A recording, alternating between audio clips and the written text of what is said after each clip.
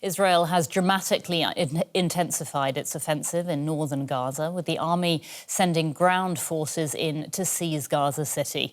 Israel's military says thousands of Hamas fighters are still there and has declared it a war zone. The army has called on civilians to leave and to move south. Those fleeing describe relentless bombardment in the city, much of which already lies in ruins. As strikes swept across the city and Israeli troops drove in, Palestinians in Gaza City described the most intense bombardment in the 2 years of war.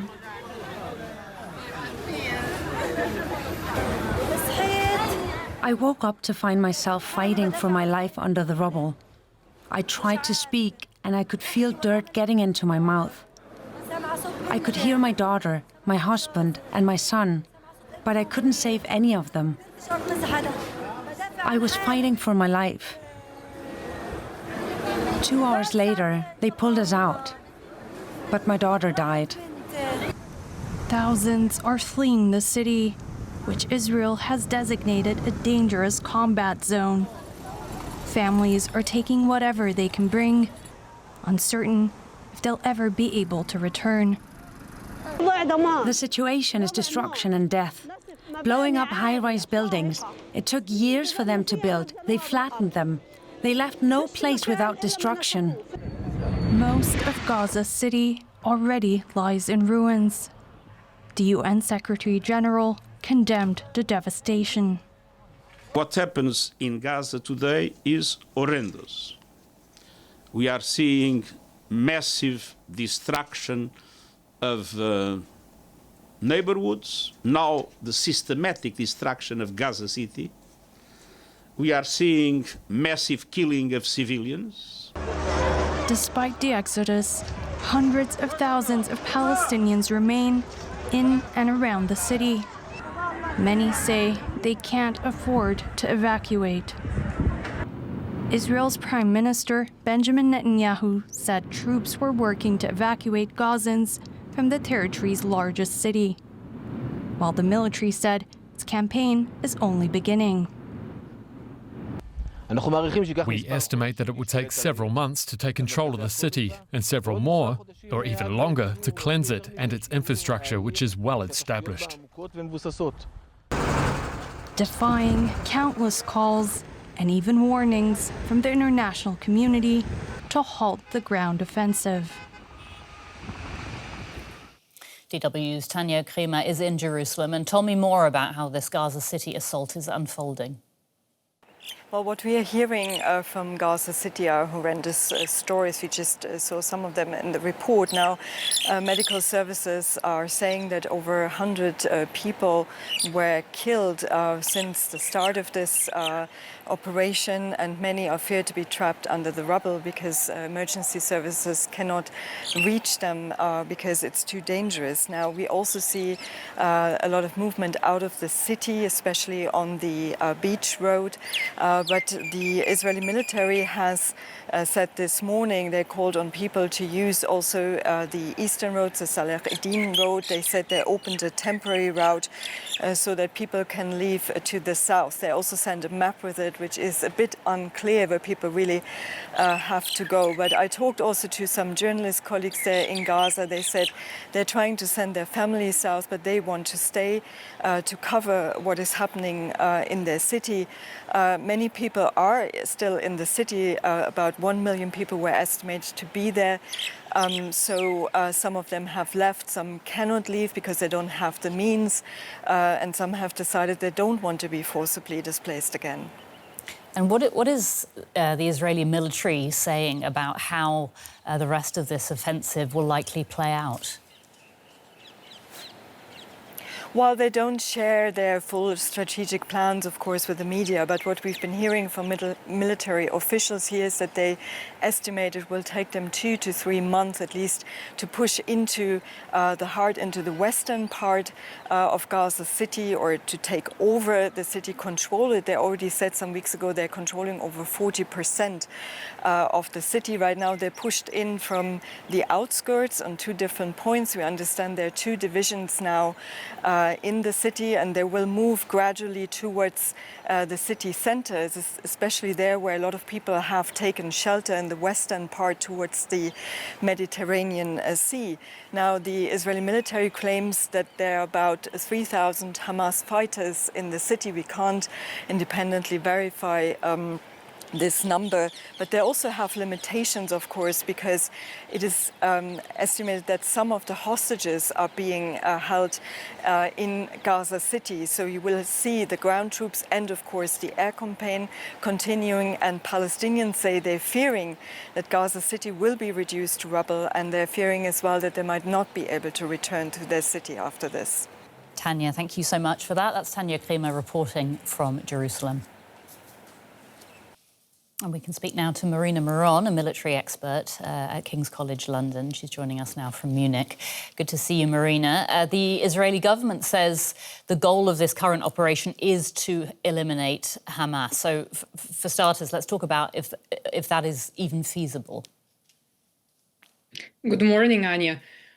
Well, it's a difficult aim to achieve, because what we have to understand is when we're talking about Hamas, it's not a regular army.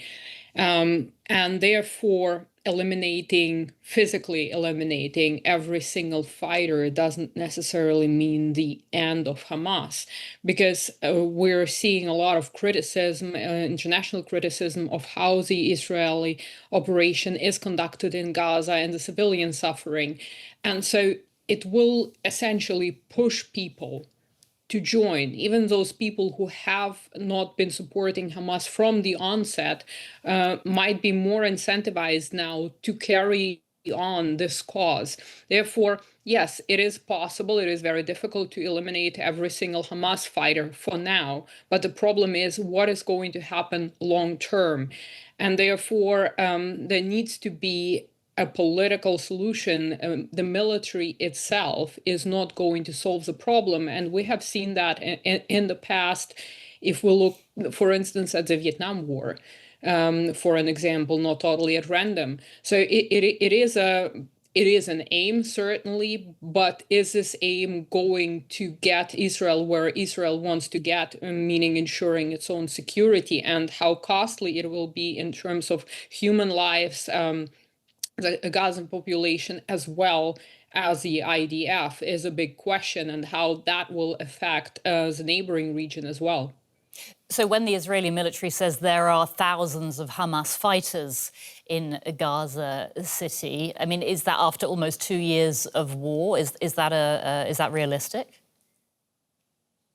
It is absolutely realistic. Of course, we don't have all the data that the IDF has and all the intelligence, but if we look at wars that are similar, where you have a regular state armed forces fighting an irregular army, so say non-violent state actor, such wars can take 30 years, and we're talking about 3 years.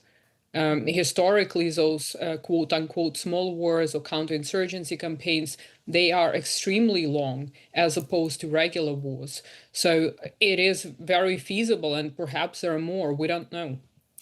Israel maintains it is doing everything it can to prevent civilian casualties. Can you tell us what kind of verification of intelligence happens before buildings are targeted?